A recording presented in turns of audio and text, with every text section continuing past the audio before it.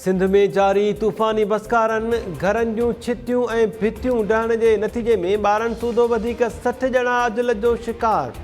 चक शहर में घर जी छित किरण सबबि हिक ई कुटुंब जा 5 भाती फौत। खैरपुर जे इलाइक़े अहमदपुर में मस्जिद रही पई, घर ढहण सबबि मस्जिद में पनाह वठंदड़ 5 ॼणा दॿिजी अजल जो शिकार। कंधरा में घर जी छित किरण सबबि पुरहत जा 2 पुट ऐं हिक धीउ अजल जो शिकार। कंबर में घर जी छित किरण जे नतीजे में माउ ऐं 2 धीअरूं अजल जो शिकार। ठुल में छित ढहण सबबि 2 मासूम भाइर ऐं हिक भेण दॿिजी फौत। तंगवाणी ऐं सरहद में छितियूं किरण सबबि 2 औरतूं फौत। नवदेरो में थाणे जे अॻियां घर ढहण सबबि नौजवान दम ॾेई छॾियो। 60 मेल भरिसां कचो घर ढही पट पइजी वियो, नारी फौत। ॾहरकी में घर जी छित किरण सबबि पीरसन फौत। थरड़ी मोहब्बत लॻ कचो घर ढहण सबबि घर धणी दॿिजी फौत। बहराम में घर ढहण जे वाक़िअनि में वधीक 3 ॼणा फौत। सखर ऐं कादिरपुर में छितियूं ढहण सबबि 2 औरतूं फौत। जैकबाबाद भरिसां घर ढहण सबबि नींगर दॿिजी फौत। टंडो मस्ती भरिसां घर ढहण सबबि 2 मासूम भेनरूं फौत। लाड़काणो में गोदाम जी छित किरण सबबि औरत सूधो 2 ॼणा हयाती विञाए वेठा। कोट लालू में भित किरण सबबि पीरसन औरत दॿिजी फौत। पनो आकिल शहर में भित किरण सबबि नींगरी दम ॾेई छॾियो।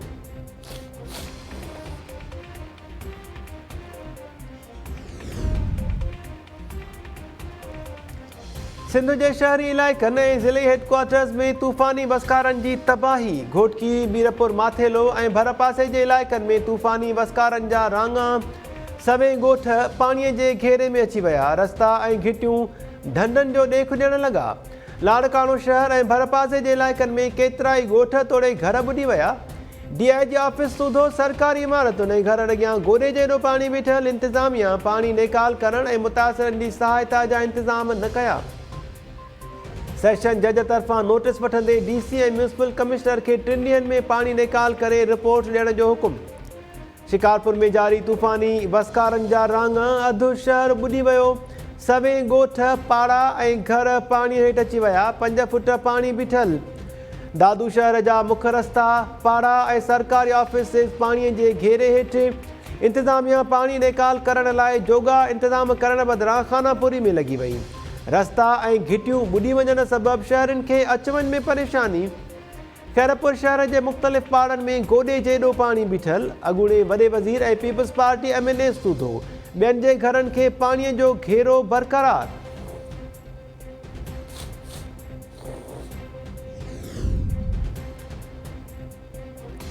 सिंध जे बहराड़ीअ वारनि इलाइक़नि में तूफ़ानी बसकारनि जी तबाही। गंबट शहर जा रस्ता, घिटियूं ऐं चौक पाणीअ जे तलाउ में तब्दील।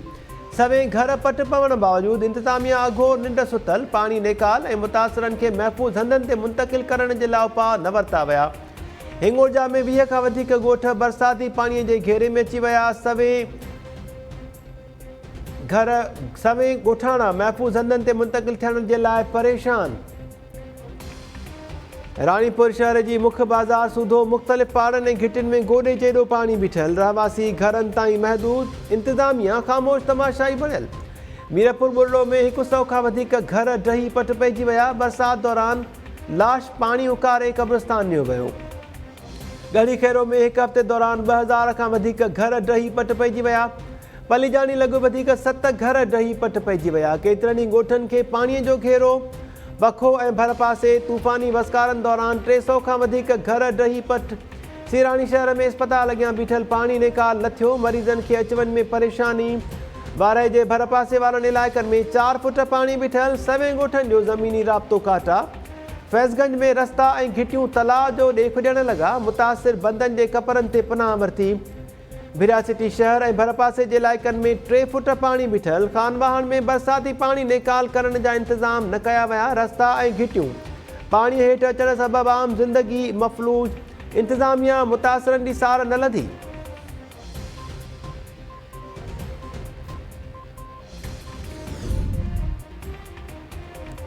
सिंधूअ जे वहकरनि में लाॻीतो चाढ़बाद। गुडू बैराज ते मथाहें दर्जे जी ॿोॾि डिक्लेयर। गुडू बैराज जो मथाहों ऐं हेठां वहकिरो 5,01,000 क्यूसेक्स रिकॉर्ड। सखर बैराज ते विचोली ॿोॾि जा वहकिरा जारी। कोटड़ी बैराज ते पाणी वहकिरा 2,46,785 क्यूसेक्स रिकॉर्ड। नौशहरा ऐं तौसा वटि दरिया में मथां दर्जे जी ॿोॾि बरक़रार।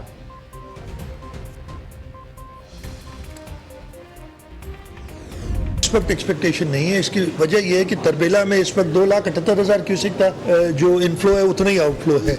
इस वक्त बारिश चल रही है। तौसा से अपस्ट्रीम जो है वहाँ पे भी बरसाती नाले और डाउनस्ट्रीम 3 बरसाती नाले हैं जिनमें इस वक्त तकरीबन 1 लाख क्यूसेक पानी ऐड हो रहा है। और बारिशें अगर ये कोह सुलेमान की और इस हफ्ते में फिर एक्सपेक्टेड है। ये अगला हफ्ता सिर्फ है, उसके बाद फिर बारिशें नहीं होगी। तो हमारी एक्सपेक्टेशन नहीं है कि ये 6 लाख से ये बढ़ेगा। इस वक्त जो सूरत हाल है वो बिल्कुल एक क्राइसिस की सिचुएशन आ चुकी है। पूरा सिंध अफेक्टेड है, आप कराची से लेके कश्मीर तक। जो क्राइसिस है ये किसी भी हालत में 2010, 2011, 12 या 2020 से कम नहीं से ज़्यादा है और हमें शदीद मदद की ज़रूरत है। 10 लाख रुपए पर जो लोगों की डेथ होती है बारिश में उनको दे रहे हैं और अल्लाह करे कि यूँ, लेकिन जो बरसात आ रही है अभी कल से एक और प्रेडिक्शन है एक और स्पेल की, और इस वक्त ज़्यादा बारिश जो वो नॉर्दर्न सिंध में हो रही है। अल्लाह ताला रहम करें। सिंध में 2010 वारी ॿोॾि खां बि ख़राब सूरत हाल आहे। कराची खां कश्मीर ताईं समूरी सिंध आफ़त सटियल आहे। गॾियल क़ौमुनि, यूरोपीय यूनियन ऐं ॿियनि आलमी इदारनि खे इमदाद जी अपील कंदासीं। वॾे वज़ीर मुराद अली शाह जूं सखर में मीडिया सां ॻाल्हियूं। वॾे वज़ीर चयो त सिंधु दरिया में सुपर फ्लड जो फ़िलहाल ख़तरो न आहे। तौसां मां ईंदड़ पाणी कोहे सुलेमान जे वहकरनि ऐं नयुनि बरसातुनि जो पाणी 6 लख क्यूसिक्स खां न वधंदो। वसकारनि दौरान हयाती विञाईंदड़ माण्हुनि जे वारसनि खे 10-10 लख रुपया ॾींदासीं। वज़ीर आज़म शहबाज़ शरीफ़ ख़राब मौसम सबबि सिंध न अची सघियो।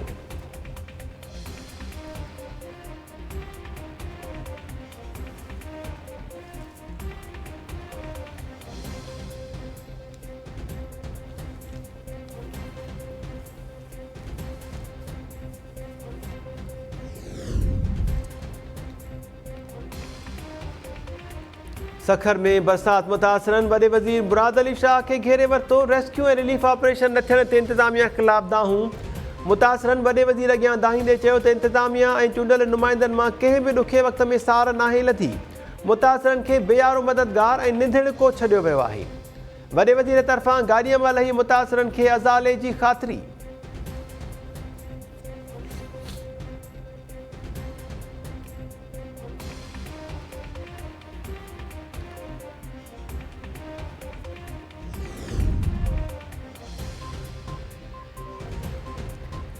सिंध जे मुख़्तलिफ़ इलाइक़नि में इंतिज़ामिया मां मायूस बरसात मुतासिर एहतिजाज करण ते मजबूर। लाड़काणुनि जे मुख़्तलिफ़ इलाइक़नि में बरसात मुतासिरनि तरफ़ां ॿाहिरि न थियण ख़िलाफ़ मुज़ाहिरा, नारेबाज़ी। खैरपुर में बरसात मुतासिर इंतिज़ामिया जी बेहसीअ ख़िलाफ़ रस्तनि ते निकिरी आया। बरसात मुतासिरनि जी इमदाद में मुबैना घोबिन जा इल्ज़ाम। कंधकोट जे मुख़्तलिफ़ इलाइक़नि मां पाणी निकाल न थियण ख़िलाफ़ रहवासी रस्तनि ते निकिरी आया। इंडस हाईवे ते धरणे सबबि केतिरी देरि ताईं ट्रैफ़िक मुअतल। सेवण, टंडोजाम, ठुल, बाडह, ठारूशाह, मांझन, गंबट, भिटशाह, खानबहण ऐं लालू रैंक में बरसात मुतासिरनि जा मुज़ाहिरा। बरसात मुतासिरनि इलाइक़नि में रेस्क्यू ऑपरेशन तेज़ करे जल्द इमदाद ॾियण जो मुतालबो कयो।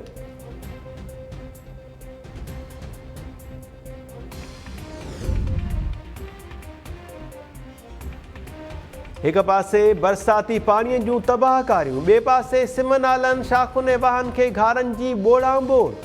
कची पुल भरिसां ढोरी शाख खे ॿिनि मुख़्तलिफ़ हंधनि ते लॻल घारा ॿधिजी न सघिया। शाख खे 50 ऐं 60 फुट घारा लॻण बावजूदि आबपाशी अमलो ग़ाइब। मनाड़ो भरिसां सिम नाले खे 15-15 फुटनि जा 2 घारा पाणी 3 खां वधीक ॻोठनि खे घेरे वरितो। काज़ी अहमद वेझो दौलतपुर शाख खे लॻल 100 फुट घारो ॿिए ॾींहुं बि बंदि न थियो। लुंडकी शाख खे 20 फुट घारो, सवे एकड़नि ते बीठल फसल ॿुॾी विया। 5 खां वधीक ॻोठ पाणीअ जे घेरे हेठि। गाॾी खुआवर भरिसां घाड़ मेन ड्रेन खे 60 फुट घारो। भर पासे जे ॻोठनि में सवे ख़ानदान पाणीअ जे घेरे हेठि अची विया। मीरपुर बुरड़ो वेझो टीनबाग खे मुख़्तलिफ़ हंधनि ते 3 घारा, 10 खां वधीक ॻोठनि खे पाणीअ जो घेरो। वारह शहर लॻ पनाह शाख खे 20 फुट घारो। भर पासे क़ाइम पाड़ा ऐं ॻोठ ॿुॾण जो ख़दशो। झंडो मरी लॻ मेल शाख खे लॻल घारो 100 फुट थी वियो। पाणी 50 खां वधीक ॻोठनि में दाख़िल। सवे एकड़नि ते पोखियल फसल ॿुॾी विया। घारनि जे हाञनि बावजूदि आपाशी अमलदार ख़ामोश तमाशाई बणियल।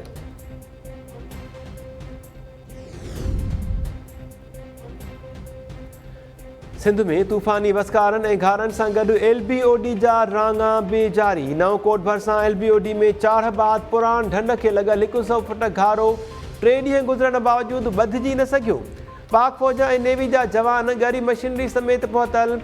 थरपारकर खे हैदराबाद ऐं मीरपुर ख़ास सां ॻंढींदड़ रोड बंदि। पाणी नओं कोट पुल तां ओवरटॉप थियण बाद पुल खे ट्रैफ़िक जे लाइ बंदि कयो वियो।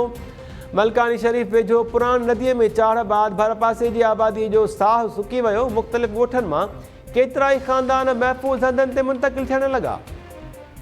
कोट ग़ुलाम मोहम्मद वेझो पुराण ढोरे में चाढ़ सबबि डिघड़ी वेंदड़ रोड 10 फुट टुटी पियो। सभई ॻोठनि जो डिघड़ी ऐं कोट ग़ुलाम मोहम्मद शहरनि सां ज़मीनी राब्तो काटा।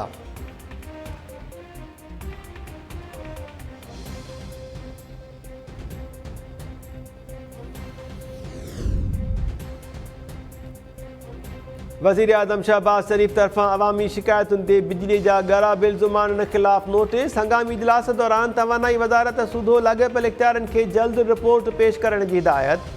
वज़ीर आज़म चयो आहे त अवाम जी शिकायतुनि जो अज़ालो थियण ताईं सुख सां न वेहंदासीं। अवामी मसइला हल करणु हुकूमत जी ज़िम्मेवारी आहे।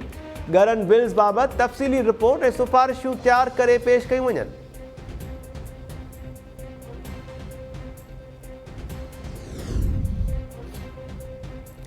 औरत जज ऐं पुलिस ऑफिसर्स खे धमकी ॾियण जे केस में PTI सरबराह इमरान ख़ान जी राहदारी ज़मानत मंज़ूर। इस्लामाबाद हाई कोर्ट इमरान ख़ान जी 3 ॾींहंनि लाइ ज़मानत मंज़ूर करे वरिती। इमरान ख़ान औरत जज ऐं पुलिस ऑफिसर्स खे धमकी ॾियण जो केस दाख़िल थियण बाद ज़मानत जे लाइ इस्लामाबाद हाई कोर्ट में दरख़्वास्त दाख़िल कई हुई।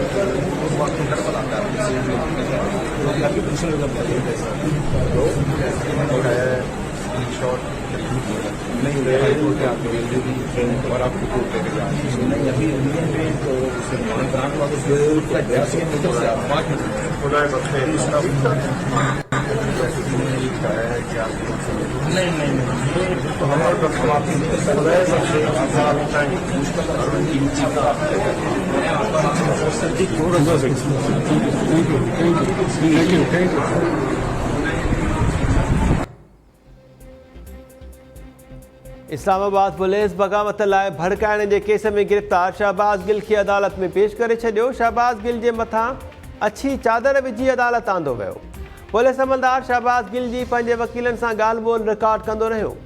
शहबाज गिल जूं इस्पताल में जूस पीअण ऐं खाधो खाइण वारियूं नयूं वीडियोज़ बि साम्हूं अची वियूं। वीडियोज़ में इस्पताल अमलो शहबाज गिल खे खाइण पीअण लाइ मिनथूं कंदे नज़र अचे थो।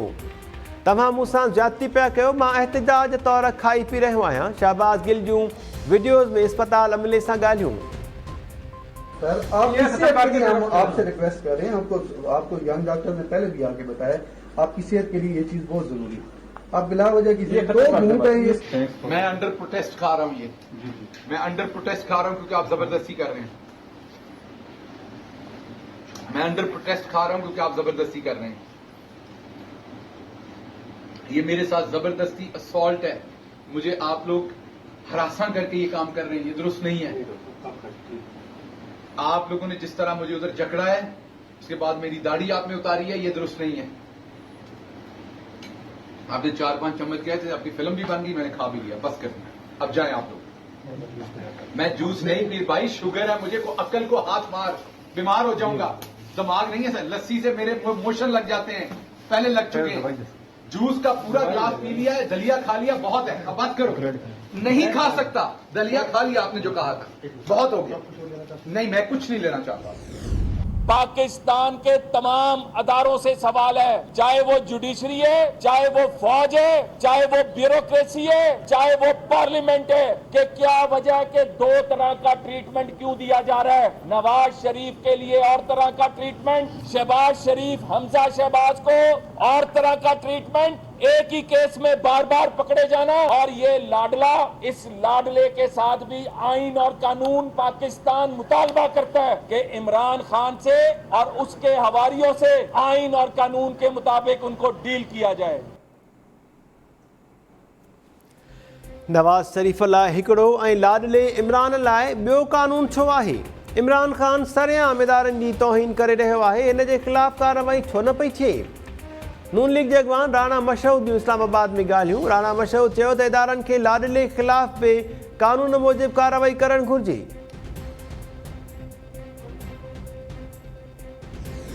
इमरान खान का असल चेहरा जो है वो शहबाज गिल है। इमरान खान का असल चेहरा जो है वो गोगी है। इमरान खान पाक फौज के अंदर बगावत पे जो है वो काम कर रहा है कि जी किसी तरह से फौज के अंदर कोई तफरुका हो और ये सूरत पैदा हो। शहबाज गिल उसकी मिसाल है। इमरान खान सुप्रीम कोर्ट को जो है अंडरमाइन कर रहा है, उसकी तजलील कर रहा है। इमरान खान इलेक्शन कमीशन की तजलील कर रहा है, उसको खराब कर रहा है। इमरान खान पार्लियामेंट को खराब कर रहा है। मैं ये समझता हूँ कि इस वक्त भी जो इदारे इमरान खान की इस गालम गलोच के दबाव में आकर फैसले करते हैं, उनको इससे बाहर निकलना चाहिए। इमरान खान को बेनकाब करने की जरूरत है। इदारा इमरान खान जे दबाव मां ॿाहिरि निकिरी संदसि ख़िलाफ़ कार्रवाई कनि। समूरनि इदारनि खे गारगन कंदड़ शख़्स ख़िलाफ़ कार्रवाई न थियण ते हैरत आहे। पीपल्स पार्टी जे अॻवान सईद गनी जी कराची में प्रेस कॉन्फ्रेंस। सईद गनी चयो त शहबाज गिल ऐं गोगी इमरान खान जो असुल चेहरो आहिनि। असां पहिरें ॾींहं खां चवंदा रहिया आहियूं त इमरान खान ख़िलाफ़ आर्टिकल 6 तहत कार्रवाई थियणु घुरिजे।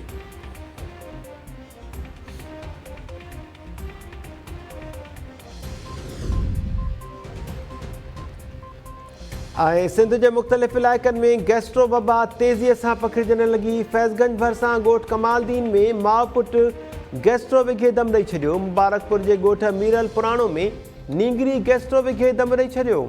मुख़्तलिफ़ इलाइक़नि में गैस्ट्रो जे तेज़ीअ सां फहिलाउ बावजूदि सिहत खाते जूं टीम्स हरकत में न आयूं। वबा ते कंट्रोल ऐं मुतासिरनि खे तिबी सहूलियतूं ॾियण जे लाइ उपाउ न वरिता विया।